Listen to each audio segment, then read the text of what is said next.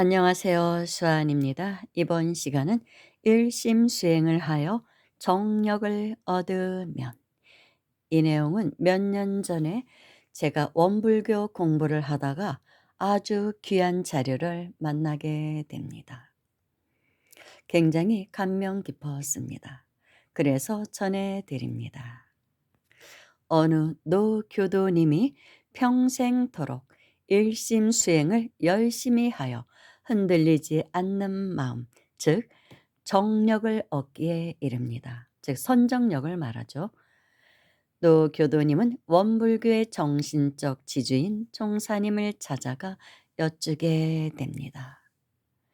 종사님, 제가 이제는 정력을 얻어서 다음 생에 남자로 태어나고 싶으면 태어날 수 있을 것 같고, 왕이 되고 싶으면 왕이 될 수 있을 것 같고, 극락왕생하고자 하면 할 수 있을 것 같습니다. 그런데 어떤 것을 선택해야 할지 결정을 못했으니 일러주십시오. 그러셨다고 합니다. 참 대단한 경지죠. 스스로 마음먹은 대로 다음 생을 결정할 수 있을 것 같은 경지에 갔다는 것이죠. 일심의 힘이란 그렇게 대단하다는 것입니다. 그런데 일심이란 오롯이 마음이 하나로만 모아지는 것만을 말하지는 않습니다. 이원 분별심을 여인 것을 말합니다. 이원 분별심이 있으면, 즉 망상이거든요. 이원 분별심이 그것이 있으면 일심이 되기가 어렵다고 합니다. 분별심이 방해를 하기 때문에. 그래서 수행자는 궁극적으로 일심을 얻어야 되는데, 일심을 얻으려면 그 이원성의 분별심을 먼저 여의어야 합니다. 예, 그런 수행을 해야 돼요. 그래야 내가 원하는 삶, 그 삶을 살 수가 있게 된다는 것이죠. 그러니까 이 노교도님이 그런 경지에 간 것입니다. 아, 참 부럽네요. 그런데 종사님이 대답하시길, 종사님은 불교에서 볼 때는 종정스님을 의미합니다.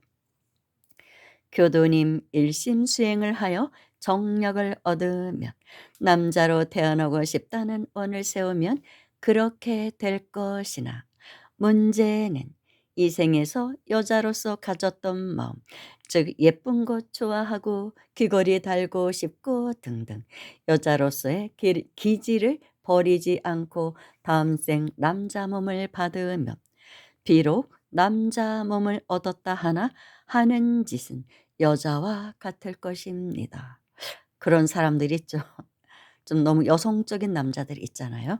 반대로 여자 몸을 얻기를 원하여 여자 몸을 받은 자도 이 생에 남자의 기질을 버리지 않은 채 여자 몸을 받으면 하는 짓은 꼭 남자와 같을 것입니다. 살림에는 관심도 없고 밖으로 나돌고 싸움하기 좋아하고 뭐 술 담배도 좋아하고 뭐 아무튼 그런 여자들 있잖아요. 꼭 선모스마 같은 여자들 있긴 있죠. 살림에는 도무지 관심도 없고, 아, 그러니까 기질을 수행하지 않고 가면, 그래서 어느 정도의 경지에 가면 반드시 기질을 다스리는 수행을 해야 된다고 합니다. 굉장히 그게 중요한 거거든요.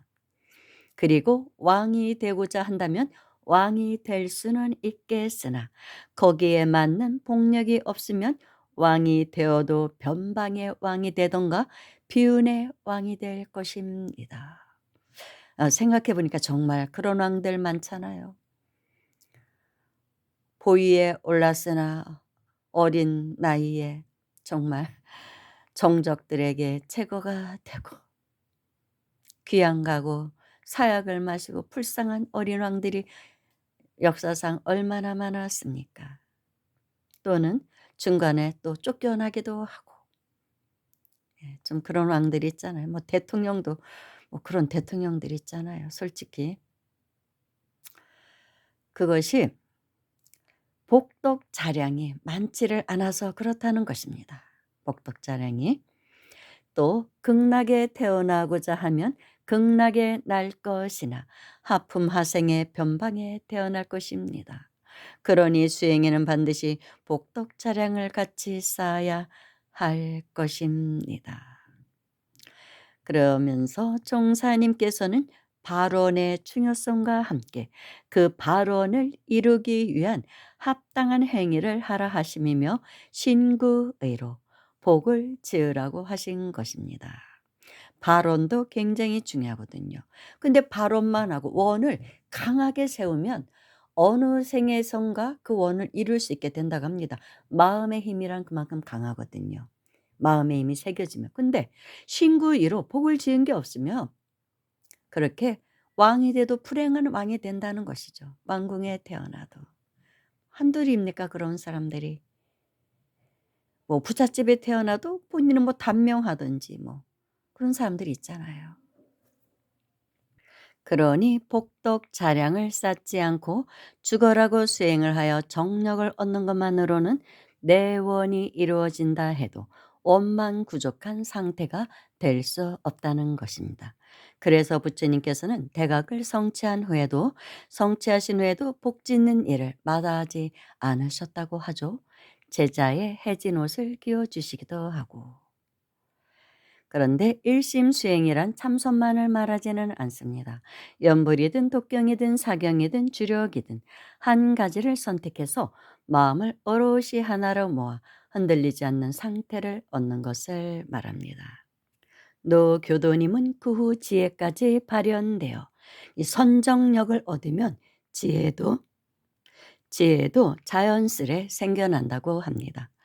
주변 사람들 상담을 해주게 되었는데 지혜가 솟아나니까 노 교도님의 말대로 하면 일이 해결이 되는 것입니다. 후에는 마을 사람뿐만이 아니라 그 고을의 군수까지 찾아와서 어려운 문제들에 대한 해법을 물으셨다고 합니다. 저는 사실 원불교를 굉장히 좋아하는 사람입니다. 굉장히 좋아요, 원불교가. 우리나라 현존하는 종교 중에 가장 청정한 종교라면 저는 원불교, 천도교 그렇게 생각해요. 제 개인적인 의견으로는 그렇습니다. 참 가보았지만 굉장히 정갈하고 제가 생각할 때는 중근기 이상의 그런 사람들을 위한 가르침이 아닌가 싶더라고요. 거기 사람들하고 대화도 나눠보고 했는데 학은기라고 느껴지지 않더라고요. 그 이론상 법신불의 사상이거든요. 원불교는 솔직히 학은기 중생을 알아들을 수 있는 법문은 아니에요. 이론상 법문은. 그리고 선을 중심으로 합니다. 그래서 아침에는 선을 하고 이제 저녁에는 연불을 하라. 그러니까 나무아미탑을 연불하고 반야심경 독경도 하고 또 대종사께서 남기신 소태산 대종사께서 남기신 그런 또 경전 대중경도 독송하고 뭐 합니다. 그런데 이제 교세가 크게 확장되지는 못했죠. 100여 년 됐으니까. 어떻게 보면 100년 후를 내다본 즉 이 시대가 되어서야 인정을 받을 수 있는 그런 종교였지 않은가. 소태산 대종교 대종사께서는 5만 년 후천 5만 년의 종교라고 말씀하셨다고 합니다. 개벽 이후의 종교다. 사실은 그렇게 말씀하셨다고 해요. 모든 불필요한 종교적 예식 행위를 배제합니다.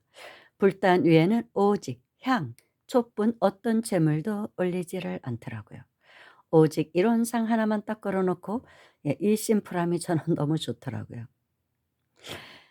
고 이병철 회장님의 천도식 동영상을 본 적이 있어요. 이병철 회장님도 이제 원불교 신도셨으니까 그래서 삼성에서 굉장히 많이 이제 보시를 했죠. 원불교가 일어나는데. 네, 저는 정말로 놀랐어요. 우리나라 최고 재벌 회장님의 천도제가 그렇게 조촐할 수 있다니 오직 꽃 장식만 하였을 뿐 어떤 재물도 올려놓지 않고 있더라고요. 완전 파격. 정말 파격이에요. 어쩌면 종교의 본질에 가장 부합하고 있는 진보된 종교가 아닌지. 이제 교무님이라고 합니다. 거기는 승려를 불교에서 볼 때는 법문을 들어봐도 오직 마음 다스리는 법에 대한 내용만 하십니다. 거의 그래요. 기복적인 거는 거의 하지를 않으셔요. 마음 다스리는 법에 대한 그런 본문만 하다 보니까 사실 크게 확장을 못 하는 거예요. 학은기 중생을 많이 끌어들여야 그 종교가 사실 좀 숫자로는 많거든요. 학은기가 가장 많아요 사실. 모든 사람들이 중근기만 돼도 굉장한 거거든요. 상근기는 거의 수행자급이라고 봐야 되고 일반 신도들은 중근기만 가도 상당한 거거든요. 근데 대부분 학은기에 머물다 보니까 그쪽 사람들을 포섭을 해야 신도가 많은데 그러니까 신도가 별로 없더라고요. 많지는 않은데 상당히 수준이 있었어요. 그분들을 보니까. 어느 선지식에 말씀하시길 종교가 여러 파로 분화되는 현상은 좋은 것이다. 그래야 그중에서 진짜 종교, 진짜 가르침을 골라낼 수 있기 때문이다. 네, 저는 아무튼 원불교를 참 좋아합니다. 물론 뭐 또 그 내부에 들어가면 어떤 문제는 당연히 있겠죠. 문제없는 종교도 없고 뭐 문제없는 사람도 없고 문제없는 조직도 없고 나라도 없고 뭐 그러니까 삼천사바 세계겠죠. 그렇지만 그중에서는 그래도 청정한 종교 도올 김용옥 선생께서도 인정을 하셨죠. 당신이 볼 때는 가장 청정한 종교가 원불교 같다. 아무튼 이렇게 원불교에서 제가 좋은 본문을 건져낸 것이죠. 그래서 여러분께 전해드렸습니다. 감사합니다.